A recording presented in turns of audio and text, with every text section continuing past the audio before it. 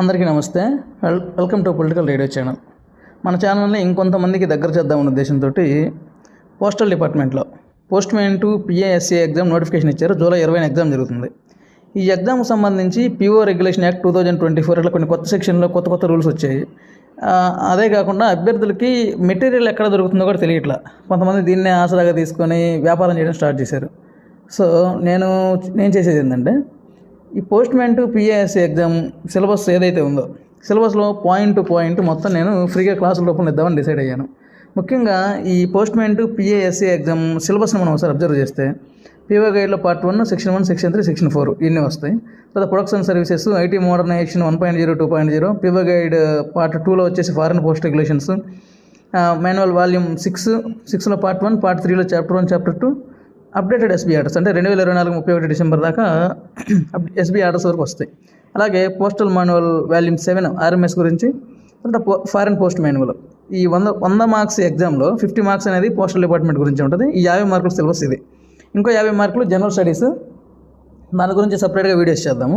అలాగే ఇంకో పేపర్ ఉంటుంది, అది జస్ట్ క్వాలిఫైయింగ్ నేచర్. సో దాంతో మనకు పెద్ద పని లేదు, మనకు మార్క్స్ తెచ్చుకోవాల్సింది ఇక్కడే. రెండోది, నా క్లాసులు ఎలా ఉంటాయంటే ఇవి నేను చెప్పేవి ఎలా ఉంటుందంటే, మిమ్మల్ని టాపర్గా అయితే మిమ్మల్ని నిలబెట్టదు. ఖచ్చితంగా మీ ర్యాంకు 16 నుంచి 99 మధ్యలో ఎక్కడో చోట మాత్రం ఖచ్చితంగా ఉంచుద్ది. క్లాసులు అనేవి పిన్ పాయింటెడ్గా ఎగ్జామ్ ఓరియంటెడ్గా మాత్రమే ఉంటాయి. ఎగ్జామ్లో ఏమొస్తాయి, ఏమొచ్చే ఛాన్స్ ఉంది అవి మాత్రమే చెప్తాను. రెండోది, జనరల్ స్టడీస్లో చాలామంది మన ఆల్రెడీ ఎంప్లాయీస్ వాళ్ళకి చదివే తీరికలేక కావచ్చు, ఏదైనా కావచ్చు, సరిగా పెర్ఫార్మెన్స్ చేయలేకపోతున్నారు. ఈ జనరల్ స్టడీస్ నేను గత 5-6 సంవత్సరాల పేపర్లు పరిశీలించి ఒక ప్యాటర్న్గా సిలబస్లో ఏమైతే మెన్షన్ చేశారో దాని వరకు పిన్ పాయింటెడ్గా ఎక్కడ వచ్చే క్వశ్చన్ల అవకాశం ఉంది అనేసి మొత్తం అవి కూడా అవసరమైతే మారదాన్ రూపంలో ఒకేసారి 2-3 గంటల సేపు ఫర్ సపోజ్ జాగ్రఫీ తీసుకుంటే ఇండియన్ జాగ్రఫీలో ఎక్కడెక్కడ క్వశ్చన్లు వచ్చే అవకాశం ఉంది, ఎక్కడ తప్పెట్టే అవకాశం ఉంది, అవన్నీ కూడా నేను క్లాసుల రూపంలో మీకు ఖచ్చితంగా అందజేస్తాను. హిస్టరీ చూసుకున్నా, లేదా ముఖ్యంగా ఆర్ట్ అండ్ కల్చర్ నుంచి 2 మార్క్స్ వస్తున్నాయి, పాలిటీ నుంచి 1-2 క్వశ్చన్లు వస్తున్నాయి. ఇట్లా నేను ఒక బ్లూ ప్రింట్ రెడీ చేసి పెట్టా. దాని ప్రకారం మీకు ఖచ్చితంగా క్లాసులు వస్తుంది. ఈ క్లాసులు ఎలా ఉంటుందంటే, ఫస్ట్ మనం ఎప్పుడైనా కానీ మనం కాంపిటేటివ్ ఎగ్జామ్స్కి ప్రిపేర్ అయ్యేటప్పుడు ఒకటి గుర్తుంచుకోవాలి. ఒక పుస్తకం ముందేసుకొని పుస్తకంలో ఆ చివరి పాయింట్ నుంచి ఈ చివరి పాయింట్ దాకా బట్టి పట్టడం లేదా గుర్తుపెట్టుకోవడం అనేది అసాధ్యం, అది జరగదు. మరి ఇంకెలా చదవాలంటే మనం ఎక్కడ తప్పు పెట్టే అవకాశం ఉంది. మనకు జనరల్గా కొన్ని తెలుసుంటాయి, కొన్ని నార్మల్కి వ్యతిరేకంగా ఉంటాయి, మనం అక్కడే క్వశ్చన్ తప్పు పెట్టే అవకాశం ఉంటుంది. రెండోది, ప్రతిసారి ఎగ్జామినర్ లేదా క్వశ్చన్లు ఇచ్చేవాళ్ళు ఎక్కడ థింక్ చేసి క్వశ్చన్లు ఇస్తున్నారు, ఈసారి మనం ఎలా చదవాలి, అలాగ మాత్రమే ఈ క్లాసులు ఉంటాయి. దయచేసి మీరు ఎవరైనా ఆల్రెడీ మీకు వచ్చి మేము టాపర్స్గా నిలబడాలి అనే వాళ్ళు మాత్రం ఈ క్లాసులు చూడొద్దు. రెండో విషయము, ఫస్ట్ ర్యాంక్ వచ్చినవాడికి లాస్ట్ ర్యాంక్ వచ్చినవాడికి ఒకటే పోస్టులు దీంట్లో వచ్చేది, కాకపోతే కొంచెం దూరం కొంచెం దగ్గరగా, అది మాత్రం తేడా ఉంటుంది. సో మీరు ఎవరైనా నీడ్ ఉన్న వాళ్ళు ఖచ్చితంగా క్లాసులు విని యూజ్ చేసుకుంటారని అనుకుంటున్నాను. ఫస్ట్ మనం వచ్చేసి ఒకసారి సిలబస్ మళ్ళీ చూద్దాం. ఒకసారి మనం ఈ క్వశ్చన్ పేపర్ బ్లూ ప్రింట్ ఒకసారి చెక్ చేస్తే పిఓ గైడ్ పార్ట్ 1 నుంచి ఒక 10 క్వశ్చన్స్ వస్తాయి. అలాగే పిఓ గైడ్ పార్ట్ 2 నుంచి 10 క్వశ్చన్స్ వస్తాయి. పిఓ గైడ్ పార్ట్ 1తో పోలిస్తే పార్ట్ 2 అనేది తక్కువ ఉంటుంది, దాని నుంచి 10 క్వశ్చన్స్ వస్తున్నాయి. లాస్ట్ టైం ఎగ్జామ్లో నేను చాలా తప్పులు పెట్టాను దాంట్లో. సో ఎక్కువ కాన్సన్ట్రేషన్ దాని మీద చేసి 10 మార్కులు అనేది గెయిన్ చేయొచ్చు. తర్వాత ఐటీ మోడర్నైజేషన్ ప్రాజెక్ట్స్, నేను చాలామంది చాలా బుక్స్ చూశాను, వాళ్ళందరూ చాలా విస్తృతంగా ఇస్తున్నారు. కానీ అక్కడ మనకి సిలబస్లో ఇచ్చింది బేసిక్ టెర్మినాలజీస్ రిలేటెడ్ టు అని మాత్రమే ఇచ్చాడు. ఎక్కడ ఎన్ని కోట్లు ఇచ్చారు, ఏ కంపెనీ చేస్తుంది, ఇట్లా నేను చాలా ఇస్తున్నారు. తర్వాత ప్రొడక్షన్ సర్వీసెస్ చాలా విస్తృతంగా ఇస్తున్నారు చాలా చోట్లలో, కానీ దాని నుంచి వచ్చేది 10 క్వశ్చన్లే. వాటిలో కొన్ని గుర్తుపెట్టుకోవడం క్లమ్జీగా కూడా ఉంటుంది. తర్వాత postal manual volume 6 part 1, part 3, updated SB orders నుంచి 5 క్వశ్చన్లే వస్తున్నాయి. అప్డేటెడ్ ఎస్బీ ఆర్డర్స్ 2024లో ఒక 25 ఉన్నాయి. నేను ఎస్బీ ఆర్డర్స్ గురించి సపరేట్ వీడియో ఒకటి చేస్తాను. తర్వాత ఆర్ఎంఎస్ గురించి, ఫారెన్ పోస్ట్ మాన్యువల్ గురించి 5 క్వశ్చన్సే ఉన్నాయి. సో దీన్ని బట్టి మనం దేని మీద ఎక్కువ కాన్సన్ట్రేషన్ చేయాలనేది ఈ పిఓ గైడ్ పార్ట్ 1, పార్ట్ 2 రెండింటి మీద గట్టిగా కాన్సన్ట్రేషన్ చేస్తాను. దాంట్లో 20 క్వశ్చన్లు వచ్చే మార్గం నేను చెప్తాను. ఐటీ మోడర్నైజేషన్లో 10 క్వశ్చన్స్ తెప్పిస్తాం. ప్రొడక్షన్ సర్వీసెస్లో కొంచెం తగ్గుతాయి ఇక్కడ. Volume 6 part 1, part 3, updated SB orders చెప్తాను. వాల్యూమ్ 7 కూడా చెప్తాను. ఫారెన్ పోస్ట్ మాన్యువల్లో కూడా సెంటర్ క్వశ్చన్లు వచ్చే మార్గం నేను చెప్తాను. జనరల్ అవేర్నెస్ నాలెడ్జ్ చూడండి ఒకసారి. Indian geography, civics, general knowledge, Indian culture and freedom struggle, ethics and moral study, మొత్తం 10 క్వశ్చన్స్. ఈ 10 క్వశ్చన్లలో 10కి 10 క్వశ్చన్లు చెప్పే బాధ్యత నాది. తర్వాత అర్థమెటిక్ రీజనింగ్ చూసుకుంటే BODMAS, percentage, profit and loss, simple interest, average, time and work, time and distance, unitary method 8 topics ఉన్నాయి, 20 క్వశ్చన్లు. దీంట్లో కూడా ఈ percentages, profit and loss, time and work, time and డిస్టెన్స్లో కొంతమంది లాస్ట్ టైం తప్పులు పెట్టారు. వాటి గురించి కూడా అది సీజీఎల్ స్టూడెంట్గా మీకు చాలా షార్ట్ కట్స్ చెప్పేస్తా కొన్ని ఇచ్చేసి. అలాగే రీజనింగ్ అండ్ అనలిటికల్ ఎబిలిటీలో కూడా 20కి 20 తెప్పించేది నేను చేస్తాను మీకు. సరే, మనం ఇప్పుడు క్లాస్లోకి వెళ్తే first PO guide part 1. Part 1లో మన గొర్రెలాగా అన్నీ చదివే కంటే మనం తప్పులు ఎక్కడ పెడుతున్నామో అక్కడే అదే చదువుకోవాలి. అది 1కి 2 సార్లు నొక్కి చదువుకోవాలి. First basic question, India post vision అంటే ఏం చెప్తారు? ఇండియా పోస్ట్ విజన్ వచ్చేసి products and services will be the customers first choice. ఇది 2024 పీవో గైడ్ యాక్ట్ ప్రకారం ఇది తెచ్చారు. అది వెబ్సైట్లో కూడా ఉంటుంది. తర్వాత మనం ఇండియా పోస్ట్ గురించి చెప్పుకోవాలంటే ఇండియా పోస్ట్ ఇప్పుడు 1854లో స్టార్ట్ అయింది.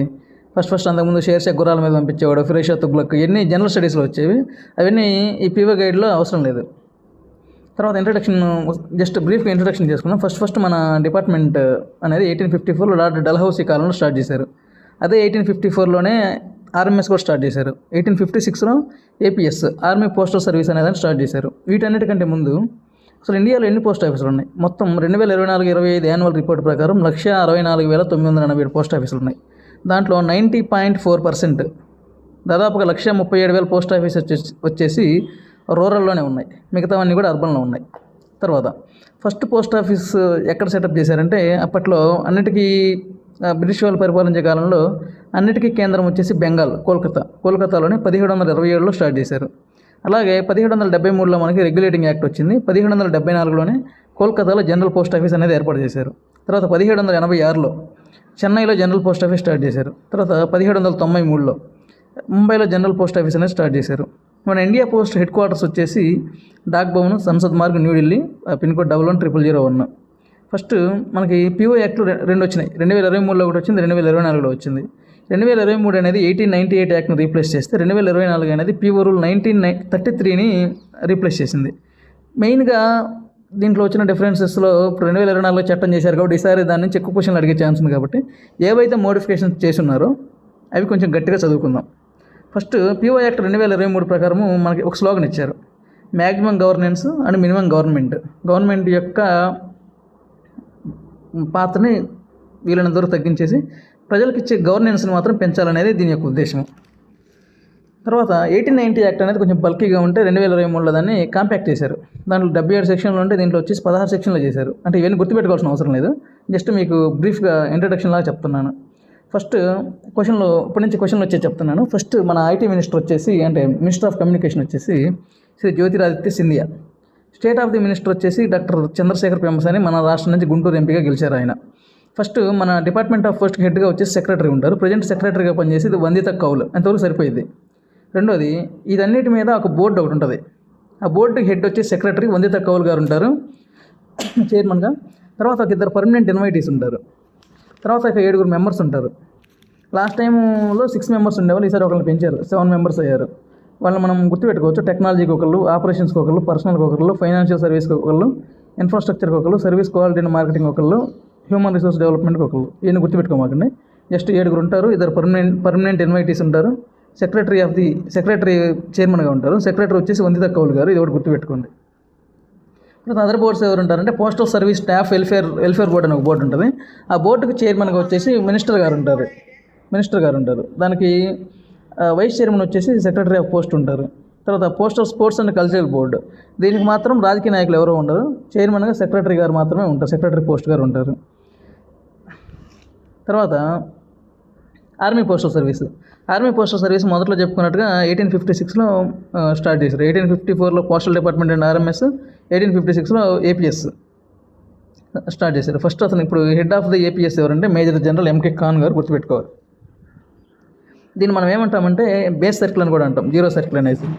మనకు ప్రజెంట్ 23 సర్కిల్స్ ఉన్నాయి, 24 సర్కిల్గా ఇది బేస్ సర్కిల్ అని వస్తారు. కానీ ఎగ్జామ్లో మనకి ఎన్ని సర్కిల్స్ ఉన్నాయంటే మాత్రం 23 సర్కిల్స్ మాత్రమే పెట్టాలి. ఏపీఎస్లో 75% మంది స్టాఫ్ను వచ్చేసి మన పోస్టల్ డిపార్ట్మెంట్ నుంచి తీసుకుంటారు. 25% వాళ్ళే డైరెక్ట్గా రిక్రూట్ చేసుకుంటారు. దీంట్లో 2 హెచ్ఓ ఆఫీసులు ఉంటాయి, సిబిపిఓ అంటారు వాటిని. ఒకటి 56 ఏపీఓ ఢిల్లీ 900056 పిన్ కోడ్, రెండోది 99 ఏపీఓ కోల్కతా 900099. ఒక 500 ఫీల్డ్ పోస్ట్ ఆఫీసులు ఉంటాయి. ఏపీఎస్ ట్రైనింగ్ సెంటర్ వచ్చేసి నాగ్పూర్లో ఉంటుంది.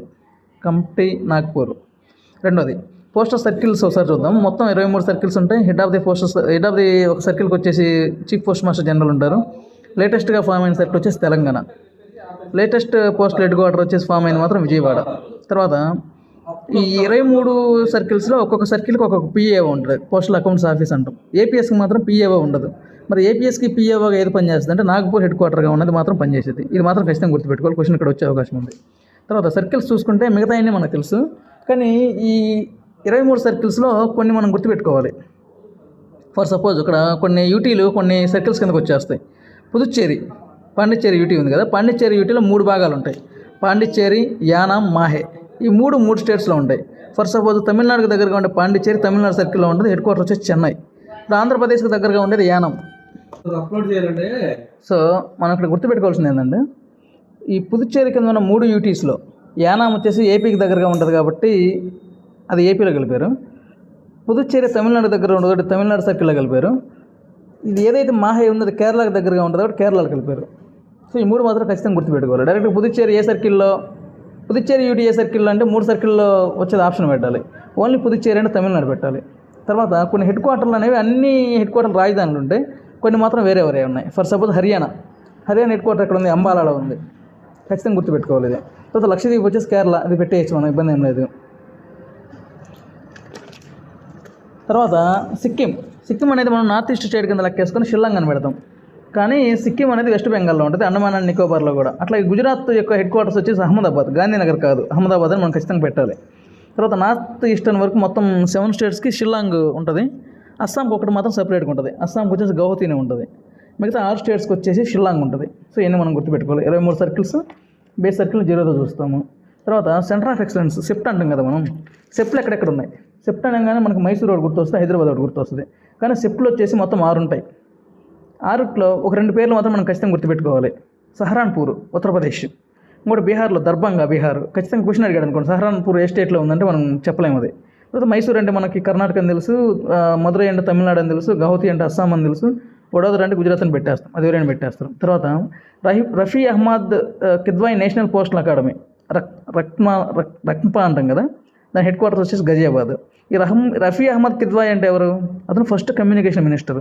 జనరల్లో ఈ క్వశ్చన్ అడిగినా కానీ రఫీ అహ్మద్ కిద్వాయి అని ఫస్ట్ మనకి ఇండిపెండెన్స్ ఇచ్చిన తర్వాత first communication minister Rafi Ahmed Kidwai. ఇతని పేరు మీద నేషనల్ పోస్టల్ అకాడమీ అనేది ఒకటి స్టార్ట్ చేశారు. తర్వాత జీపీఓలు మనకి ముందాక చదివాం మనము. 1774, 1786, 1793లో 3 జనరల్ పోస్ట్ ఆఫీసులు కోల్కతా, చెన్నై, ముంబైలో ఏర్పాటు చేశారు, మనం చదువుకున్నాము. అసలు జీపీఓకి మామూలు పోస్ట్ ఆఫీస్కి డిఫరెన్స్ ఏంది? అసలు జీపీఓకి ఎవరేట్గా ఉంటారు?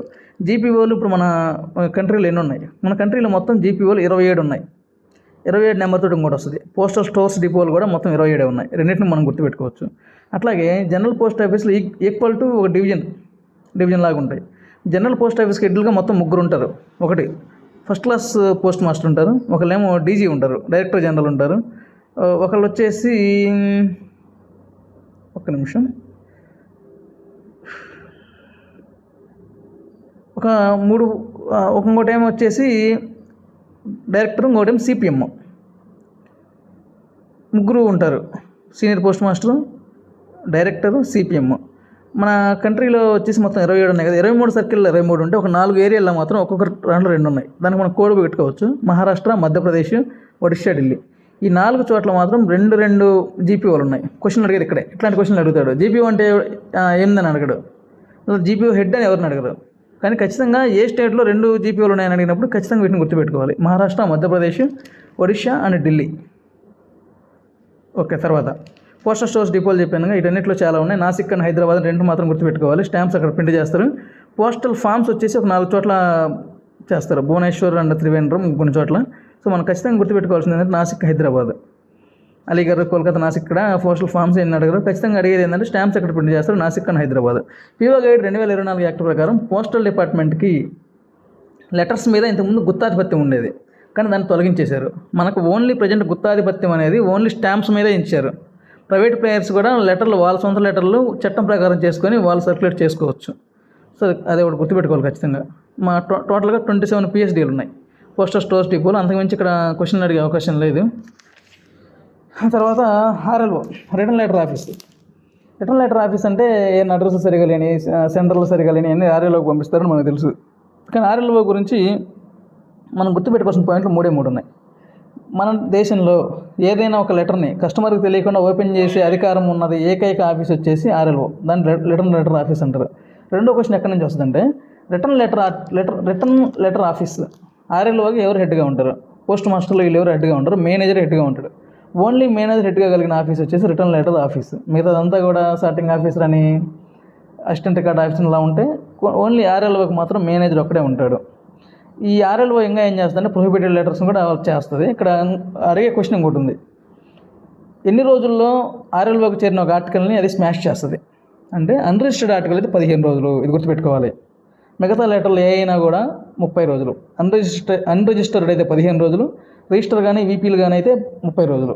అన్రిజిస్టర్డ్ ఆర్టికల్స్ రిజిస్టర్ ఆర్టికల్స్ని ఏమో తగలబెట్టేస్తారు, షెడ్డింగ్ చేసేస్తారు. కానీ ఒక వాల్యూ ఆర్టికల్స్ మాత్రం ఆక్షన్ వేస్తారు. ఇది మాత్రం ఆర్ఎల్ఓ గురించి గుర్తుపెట్టుకోవాలి. తర్వాత ఫారిన్ పోస్ట్ ఆఫీస్లో హెడ్ వచ్చేసి ముంబై, ఢిల్లీ కాదు ముంబై, 4001. దీంట్లో 2 ఉంటాయి. Foreign post office FPO, SFPO, sub foreign post office, office of ఎక్స్చేంజ్లు అనేవి దేశ సరిహద్దు భాగాల్లో ఉండి ఈ దేశాల నుంచి వచ్చే బ్యాగులను జస్ట్ ఎక్స్చేంజ్, వెళ్ళే వాటిని పంపించడం, వచ్చే వాటిని రిసీవ్ చేసుకోవడం, అది మాత్రమే చేస్తుంది. ఫారిన్ పోస్ట్ ఆఫీస్ కానీ సబ్ ఫారిన్ పోస్ట్ ఆఫీస్ కానీ ఆఫీస్ ఆఫ్ ఎక్స్చేంజ్గా పనిచేయవు. ముఖ్యంగా ఎస్ఎఫ్పిఓ, సబ్ ఫారిన్ పోస్ట్ ఆఫీస్ అనేది ఆఫీస్ ఆఫ్ ఎక్స్చేంజ్గా పనిచేయదు. ఇది ఎస్ఎఫ్పిఓ అనేది ఒక అసిస్టెన్స్ ఇస్తుంది ఎఫ్పిఓకి. లాస్ట్ టైం ఎగ్జామ్లో క్వశ్చన్ అడిగాడు, ఇది ఎంత పెట్టే నాకు గుర్తుంది అది. సో మీరు కూడా జాగ్రత్తగా ఇది ఒకసారి చదవండి. ప్రజెంట్ మొత్తం వచ్చేసి 11 ఫారిన్ పోస్ట్ ఆఫీసులు ఉన్నాయి. సబ్ ఫారిన్ పోస్ట్ ఆఫీసులు వచ్చేసి 18 ఉన్నాయి. ఇది కూడా గుర్తుపెట్టుకోవాలి. తర్వాత ఇంకోటి వచ్చేసి ఇంటర్నేషనల్ బిజినెస్ సెంటర్ అండ్ డాక్ఘర్ నిర్యాత్ కేంద్రాలు, డిఎన్కే అంటాం. ముఖ్యంగా మనకి what is the difference between IBC and DNK అని అడిగారు అనుకోండి, ఖచ్చితంగా డిఎన్కే అనేది కార్పొరేట్ కస్టమర్స్ కోసం, ఈ కామర్స్ చేసే వాళ్ళ కోసం స్పెషల్గా పెట్టారు. అట్లాంటి దేశం మొత్తం మీద 1113 ఉన్నాయి. కానీ ఐబీసీ ఇంటర్నేషనల్ బిజినెస్ సెంటర్ అనేది ఓన్లీ ఫారిన్కి మెయిల్స్ పంపించడం వాళ్ళ కోసం పెట్టినవి. టోటల్గా కంట్రీ వైడ్గా 20 ఐబీసీస్ ఉన్నాయి. ఇట్లా గుర్తుపెట్టుకోవాల్సిన 2 పాయింట్లు. డిఎన్కే అనేది ఈ కామర్స్ వాళ్ళ కోసం, ఐబీసీ అనేది ఫారిన్ లెటర్లు పార్సల్ పంపించే వాళ్ళ కోసము. 20 ఐబీసీస్ ఉన్నాయి, 1113 డిఎన్కేలు ఉన్నాయి. తర్వాత ఆర్ఎంఎస్ గురించి ఒకసారి బ్రీఫ్గా చెప్పుకుంటే, ఆర్ఎంఎస్ అనేది 1854లో పోస్టల్ డిపార్ట్మెంట్తో పాటుగా ఫామ్ అయింది. సరే, దీంట్లో మనం వాల్యూమ్ 7లో దీని గురించి డీటెయిల్గా చెప్పుకుందాము. దీనిలాగే తర్వాత పోస్టల్ నెట్వర్క్ ఒకసారి గ్లాన్స్గా 2024 రిపోర్ట్ ప్రకారం చెప్పుకున్నాము. మొత్తం వచ్చే సర్కిల్స్ 23 ప్లస్ ఒక ఏపీఎస్ ఆర్మీ పోస్టల్ సర్వీస్ ఒకటి ఉంటుంది. మొత్తం 27 జీపీఓలు ఉంటాయి, 27 పిఎస్డీలు ఉంటాయి. పోస్టల్ డివిజన్స్ వచ్చేసి 462 ఉంటాయి. ఆర్ఎంఎస్ డివిజన్ వచ్చేసి 69 ఉంటాయి. 164,987 పోస్ట్ ఆఫీసులు ఉంటాయి. దాంట్లో 90.4%, ఈసారి క్వశ్చన్ వచ్చే అవకాశం ఉందనుకుంటున్నా, 149,124 పోస్ట్ ఆఫీసులు రూరల్లో ఉన్నాయి. తర్వాత ఇంకొకటి వచ్చే క్వశ్చన్ ఏంటంటే బీఓస్, టోటల్ బీఓస్ వచ్చేసి 139,891, అంటే 140,000 పోస్ట్ ఆఫీసులు బీఓసే ఉంటే 25,000 మాత్రమే డిపార్ట్మెంట్ పోస్ట్ ఆఫీసులు ఉన్నాయి. తర్వాత సరే, ఈ క్వశ్చన్లు అడిగే అవకాశం లేదు. తర్వాత ఇండియా పోస్ట్ స్లోగన్ వచ్చేసి డాక్ సేవ జనసేవ. ఈ మధ్య మనం ఫ్లెక్సీల మీద కూడా ఏర్పాటు చేస్తున్నారు. తర్వాత పిన్ పోస్టల్ ఇండెక్స్ నెంబర్ అనేది 1972 ఆగస్టు 15 రోజున ఫామ్ చేశారు. ఇది శ్రీరామ్ బికాజీ వేలంకర్. మొత్తం 9 పిన్ కోడ్స్ ఉంటాయి. దీంట్లో 2 పిన్ కోడ్లు ఒక్కొక్క ఏరియా ఒక్కొక్క దిక్కులో ఇచ్చారు. ఫర్ సపోజ్ ఫస్ట్ నార్త్ నుంచి స్టార్ట్ అయ్యి లెఫ్ట్ తీసుకోండి.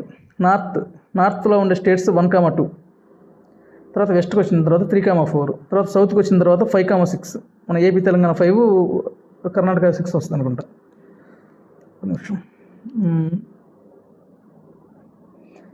Karnataka 5, AP Telangana 5, okay.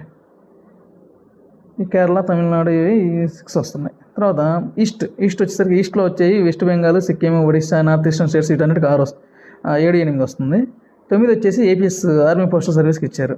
కొన్ని ఇంపార్టెంట్ పిన్ కోడ్స్ కూడా చెప్తున్నాను, అవి వీలైతే గుర్తుపెట్టుకోండి. Prime minister of India 11110011, supreme court of India 111001, chief election commissioner 111001, reserve bank of India 4001 ముంబైలో ఉంటుంది. అంతకుమించి ఇక్కడ క్వశ్చన్లు వచ్చే అవకాశం ఏం లేదు. తర్వాత యూనివర్సల్ పోస్టల్ యూనియన్ గురించి లాస్ట్ టైం క్వశ్చన్ అడిగాడు. దీని గురించి దీంట్లో కొన్ని టైం లైన్స్ చెప్తా. యూనివర్సల్ పోస్టల్ యూనియన్ అంటే ఏంది, ఏషియా పసిఫిక్ పోస్టల్ యూనియన్ అంటే అప్పు అంటే ఏంది, రెండోసారి పక్కపక్కన చెప్దాము. ఈపీయూ అనేది అప్పట్లో ఉన్న ప్రపంచ కంట్రీస్ మొత్తం ఒక పోస్టల్ అగ్రిమెంట్ మీద ఫామ్ అయినాయి. 1874లో ఫస్ట్ జీపీయూగా ఏర్పడింది, జనరల్ పోస్టల్ యూనియన్గా. ఫస్ట్ దీంట్లో వచ్చేసి 21 కంట్రీస్ ఉన్నాయి. 1876లో ఇండియా అనేది దాంట్లో మెంబర్ అయిపోయింది. 1878లో జీపీయూని కాస్త యూనివర్సల్ పోస్టల్ యూనియన్గా పేరు మార్చారు. టైం లైన్ గుర్తుపెట్టుకున్నారు ఒకసారి. 74, 76, 78. ప్రజెంట్ యూపీఈలో వచ్చేసి 192 కంట్రీస్ ఉన్నాయి. 2011లో సౌత్ సుడాన్ అనేది లాస్ట్గా చేరిన కంట్రీ. అది ఎవ్రీ ఇయర్ ఒక మీటింగ్ కండక్ట్ చేస్తుంది. లేటెస్ట్గా జరిగిన మీటింగ్ వచ్చేసి సౌదీ అరేబియా రియాద్లో జరిగింది. ఇది ఖచ్చితంగా గుర్తుపెట్టుకోండి. ఇంతకు మించి అవసరం లేదు. దుబాయ్లో జరిగింది, రియాద్లో కాదు, యూఏఈ దుబాయ్.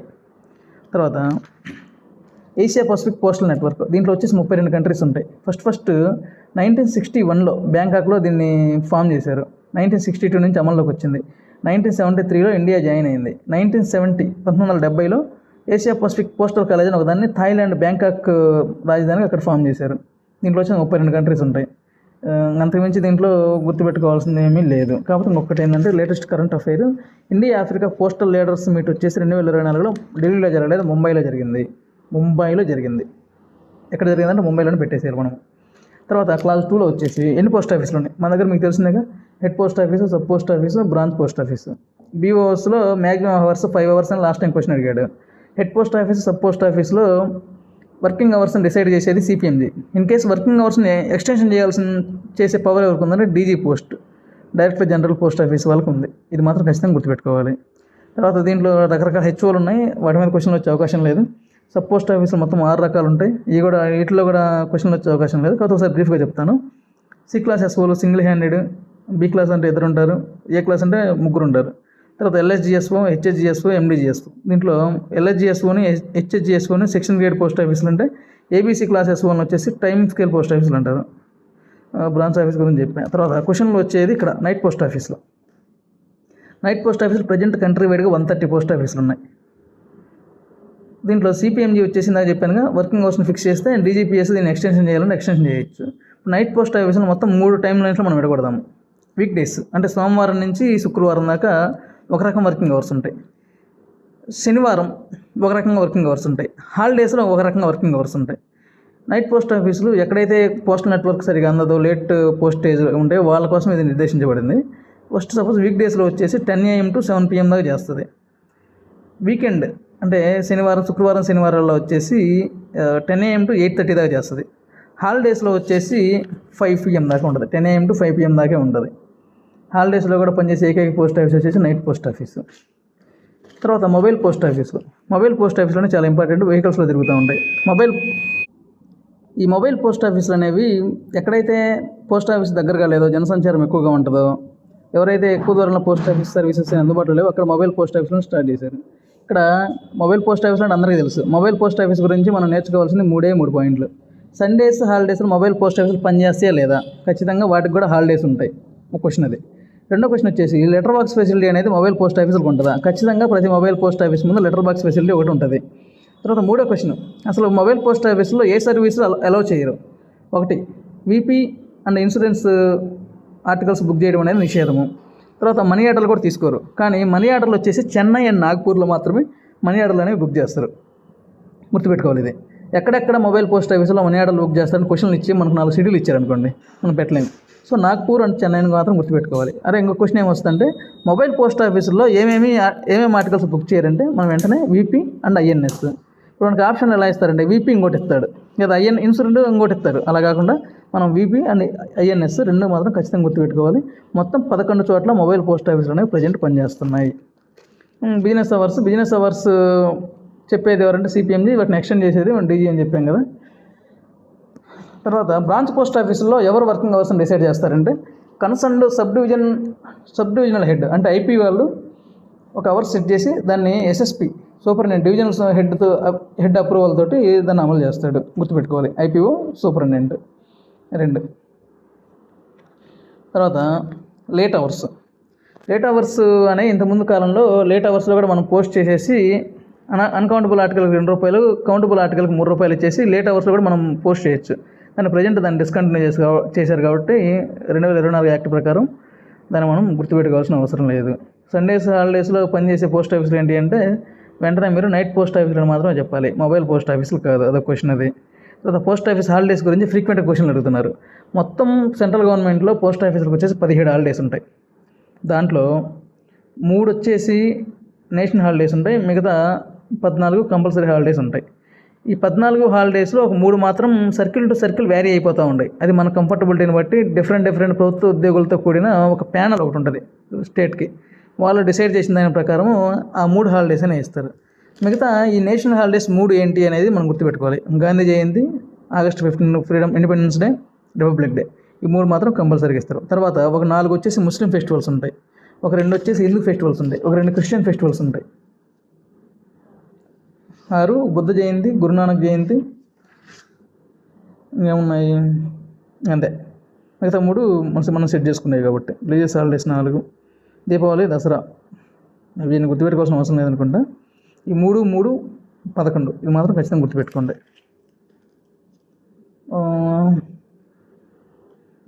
తర్వాత పోస్టల్ స్టాంప్స్, కొన్ని స్పెషల్గా కొన్ని రిజిస్ట్రేషన్ ఎన్వలప్స్ అనేవి రిలీజ్ చేస్తారు, స్పెషల్ రిజిస్ట్రేషన్ ఎన్వలప్స్. వాటిని మాత్రం రిజిస్టర్ ఆర్టికల్స్ మాత్రమే బుక్ చేయాలి, అన్రిజిస్టర్డ్ ఐటమ్స్ కాదు. వాటి కాస్ట్ వచ్చేసి 22.5, 23 స్మాల్ లార్జ్ అనేసి మేము ఇక్కడ నుంచి క్వశ్చన్ రాకపోవచ్చు. సరే, ఫ్లాట్ లిక్ మనం అక్కడ చెప్పుకుంటాం. ప్రీపేమెంట్ ఆఫ్ పోస్టేజ్ గురించి మనకి సిపిఎంజీ గారు పర్మిషన్ ఇస్తే మనం ప్రీపేమెంట్ చేసేసి మళ్ళీ లెటర్లు బుక్ చేసుకోవచ్చు. కాకపోతే ఇక్కడ ఏంటంటే రిజిస్టర్ ఆర్టికల్స్ అయితే 50, అన్కౌంటబుల్ అన్రిజిస్టర్డ్ ఆర్టికల్స్ అయితే 500 ఉంటే మాత్రమే ప్రీపేమెంట్ పోస్టేజ్కి పర్మిషన్ ఇస్తారు.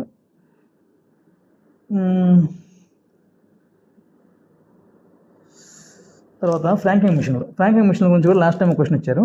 ఫ్రాంకింగ్ మిషన్లలో వీళ్ళందరూ నేను చాలా బుక్స్ రిఫర్ చేసి, చాలా క్లాసులు రిఫర్ చేసి, వీళ్ళందరూ చాలా చెప్తున్నారు, ఎన్ని అవసరం లేదు. మొత్తం వచ్చేసి 2 రకాల ఫ్రాంకింగ్ మిషన్లు మాత్రమే ఉంటాయి. అది ఎలక్ట్రానిక్ ఫ్రాంకింగ్ మిషన్, తర్వాత remotely manage franking machine. Present electronic franking machine అనేది డిస్కంటిన్యూ చేశారు కాబట్టి దాని నుంచి క్వశ్చన్ వచ్చే అవకాశం చాలా తక్కువ. కానీ ఒకసారి దాని గురించి బ్రీఫ్గా చెప్పుకుందాం. తర్వాత రిమోట్లీ మేనేజ్ ఫ్రాంకింగ్ మిషన్ గురించి ప్రజెంట్ క్వశ్చన్లు వస్తున్నాయి. దీనికి డిఫరెన్స్ ఏంటంటే ఇది రిమోట్లీ మేనేజ్ చేయొచ్చు, అది ఏదైనా అంటే ఫిజికల్గా చేయాలి. ఎలక్ట్రానిక్ ఫ్రాంకింగ్ మిషన్లో రెడ్ కలర్లో అది స్టాంప్ అదే ప్రింట్ చేస్తారు, అది పడుతుంది. ఆర్ఎంఎఫ్ఎం అంటే రిమోట్లీ మేనేజ్డ్ ఫ్రాంకింగ్ మిషన్లో బ్లూ ఇంక్ 2D బార్కోడ్ పడింది, ఇది ఒకటి గుర్తుపెట్టుకోవాలి. ఏ కలర్ అంటే బ్లూ కలర్ అని గుర్తుపెట్టుకోవాలి. తర్వాత లైసెన్స్, ఈ ఫ్రాంకింగ్ మిషన్ లైసెన్స్లు ఇచ్చేది 2 ఉన్నారు. ఎవరైనా కానీ డివిజనల్ హెడ్ అంటే ఎస్ఎస్పిఓస్ గారు పర్మిషన్ ఇస్తారు. కానీ డిపార్ట్మెంట్లో గవర్నమెంట్ ఆఫీసెస్ కానీ బ్యాంక్స్ కానీ ఏమైనా తీసుకోవాలంటే మాత్రం ఖచ్చితంగా రీజనల్ హెడ్ పిఎంజీ గారు కానీ సిపిఎంజీ గారు కానీ పర్మిషన్ ఇవ్వాలి. క్వశ్చన్ ఖచ్చితంగా ఎవరు పర్మిషన్ ఇస్తారంటే డివిజనల్ హెడ్ అని పెట్టచ్చు. అలా కాకుండా పర్టికులర్గా డిపార్ట్మెంటల్ అంటే గవర్నమెంట్ పర్పస్లో ఎవరు పర్మిషన్ ఇవ్వాలి అంటే ఖచ్చితంగా అది పిఎంజీ గారే ఇవ్వాలనేసి మీరు ఆన్సర్ పెట్టాలి. తర్వాత license fee 375 rupees for 5 years. Renewal చేసుకోవాలి, 5th ఇయర్లో చేసుకోవాలి. పెనాల్టీ ఇన్ కేసు లేట్ అయితే మాత్రం 100 రోజులు పెనాల్టీ వేస్తారు. లైసెన్స్ అనేది 10 రోజుల లోపల వేస్తారు. రెన్యువల్ అయితేనేమో 5 working daysలోనే మనకు పర్మిషన్ ఇస్తారు. తర్వాత మినిమం స్టార్టింగ్లో వచ్చేసి 2,000 రూపాయలు దాంట్లో డిపాజిట్ చేసుకోవాలి. తర్వాత నుంచి 1,000 మల్టిపుల్లో చేసుకోవచ్చు. ఒకేసారి 5,000 కంటే పైన చేస్తే మాత్రం ఒక 3% రిబేట్ ఇస్తారు. అది ఎవ్రీ మంత్ 5వ తారీఖు మాత్రమే రిబోట్ అనేది పే చేస్తారు. బ్యాలెన్స్ అనేది 100 రూపాయల కంటే తక్కువ ఉంటే మాత్రం ఖచ్చితంగా రీఛార్జ్ చేయాలి. రెండోది ఏంటంటే ప్రతిసారి అడిగే క్వశ్చన్ ఏంటంటే in case franking machine frank చేసిన ఆర్టికల్స్ని పోస్ట్ బాక్స్లో వేస్తే ఏమైంది? ఫ్రాంక్ మిషన్ చేసిన వాటిని పోస్ట్ బాక్స్లో వేస్తే వాటిని అన్పెయిడ్ ఆర్టికల్స్గా తీసుకొని మళ్ళీ దాని మీద డబుల్ డెఫిషియన్సీ పెనాల్టీ చేస్తారు. అలాగే మనం ఫ్రాంకింగ్ మిషన్కి పర్మిషన్ తీసుకునేటప్పుడే ఖచ్చితంగా పర్మిషన్ ఇచ్చేవాళ్ళు మీరు ఏ పోస్ట్ ఆఫీసుల్లో ఆ లెటర్స్ని పోస్ట్ చేయాలి. ఖచ్చితంగా కౌంటర్లోనే ఇచ్చి అతను 2 పేపర్లు ప్రింట్ తీసి ఒక పేపర్ వెలిగిస్తాడు. ఖచ్చితంగా పోస్ట్ ఆఫీస్ కౌంటర్లో మాత్రం ఇవ్వాలి, పోస్ట్ బాక్స్లో వేయకూడదు. మీరు ఇంకా మల్టిపుల్ చోట్ల వేయాలంటే ముందుగానే పర్మిషన్ తీసుకొని ఎక్స్ట్రాగా ఒక 3 చోట్ల మాత్రం వేయగలరు.